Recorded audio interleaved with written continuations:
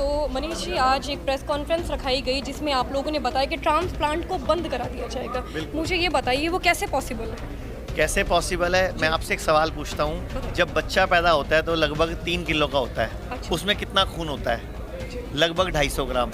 हमारे शरीर में 5 लीटर खून होता है। तो क्या पैदा होने से लेके अब तक हमने कोई खून की बोतल चढ़वाई जो 250 ग्राम 5 लीटर बन गया? बॉडी में ग्रो हो रहा है वो, जैसे जैसे एनवायरनमेंट से, हवा से, पानी से, मिट्टी से, भोजन से वो ग्रो हो रहा है। ऐसे ही शरीर में जब कोई अंग वीक पड़ जाता है तो हम एक एनवायरनमेंट क्रिएट करते हैं, हवा, पानी, भोजन, उसका सब सेट करते हैं, तो वापस वही रीग्रो हो जाता है और धीरे धीरे वो डेवलप हो जाता है। आप यहाँ पे एग्जाम्पल के तौर पे पेशेंट से मिले हो जिनकी किडनी बिल्कुल ख़त्म हो गई थी, एंड स्टेज रिनल डिजीज था, GFR 5 था, और जिनका 2 बार डायलिसिस चल रहा था हफ्ते में, अब उनका पिछले 1 महीने से 3 महीने से एक भी डायलिसिस नहीं हुआ। तो वो नेचुरली बात है, अंग रीग्रो कर रहा है तो ही डायलिसिस बंद हुआ है। तो प्रेस कॉन्फ्रेंस भी हुई, तमाम सारी बातें भी हुई बॉडी को लेकर के, तो क्या लग रहा है जो आप लोगों ने इस बीच बातें कही वो लोगों के लिए कितना हेल्पफुल हो सकता है? देखिए, लोगों के लिए बहुत ज़्यादा हेल्पफुल है। लोगों के घर बिक जाते हैं, लोगों का मकान, सोना सब बिक जाता है। क्यों बिक जाता है?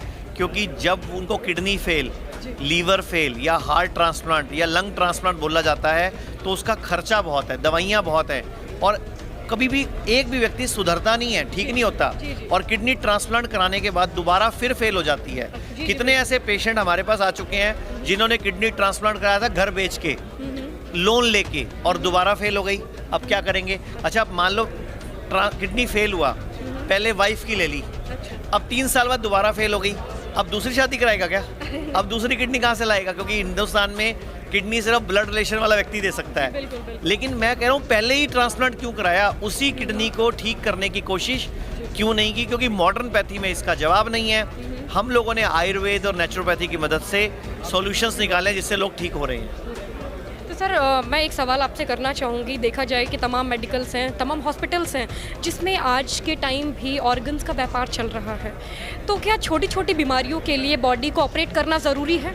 मैं तो कहता हूँ कोई भी ऑपरेशन ज़रूरी नहीं है जब तक बहुत, मतलब ऑपरेशन के नाम पे ना बिजनेस चल रहा है। जैसे गॉल ब्लैडर में पथरी है, गॉल ब्लैडर निकाल देंगे, यूट्रस में बच्चेदानी में रसौली है, बच्चेदानी निकाल देंगे, घुटना चेंज कर देंगे, रीढ़ की हड्डी का ऑपरेशन कर देंगे।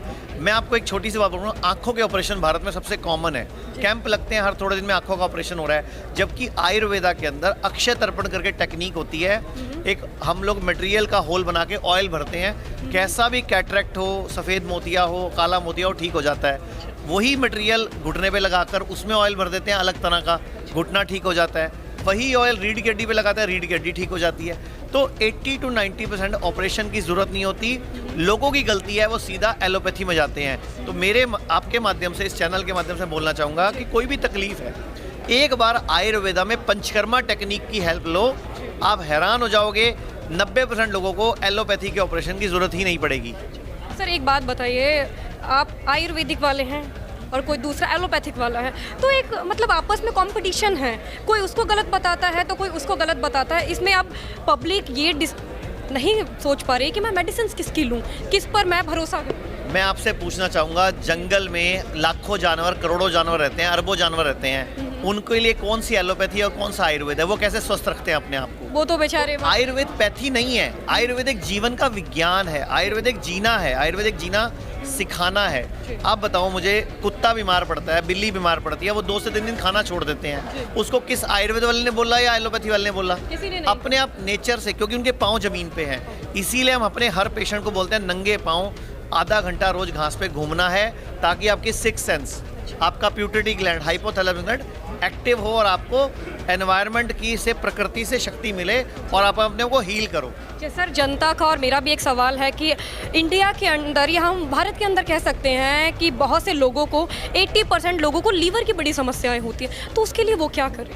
तो आयुर्वेद कहता है सर्वेषाणाम रोगाणाम निदानम कुपितामला, कि सर्व रोग दुनिया में जितने भी हैं उनका निदान कुपित मल को निकालना है। तो आपका शौच सही हो जाए, आपका खाना पेट साफ होना शुरू हो जाए, तो आपको लीवर का रोग हो ही नहीं सकता। उसके लिए एक ही तरीका है, अब हर खाने में पहले सैलड या फ्रूट की प्लेट को शुरू करें। मतलब जब भी आपको नाश्ता करना है, पहले फ्रूट खाएं, जब भी आपको लंच करना है पहले सैलेड खाएं, ऐसे ही आप डिनर में सैलेड खाएं, और या फिर आप 2 वक्त का भोजन खाएं। पुराने टाइम पे लोग बोलते थे ना, मैं काम कर रहा हूँ कितने के लिए, 2 वक्त के भोजन के लिए, तो ये 3 वक्त का भोजन कहाँ से आ गया? आजकल कल्चर चला है ना कि ब्रेकफास्ट, डिनर, लंच, तमाम सारी चीज़ें। नहीं, तो अगर कोई बीमार है और स्वस्थ होना चाहता है बहुत जल्दी, तो सिर्फ ब्रेकफास्ट और इवनिंग में खाए, तो वो बीमार पड़ेगा ही नहीं और ठीक भी हो जाएगा।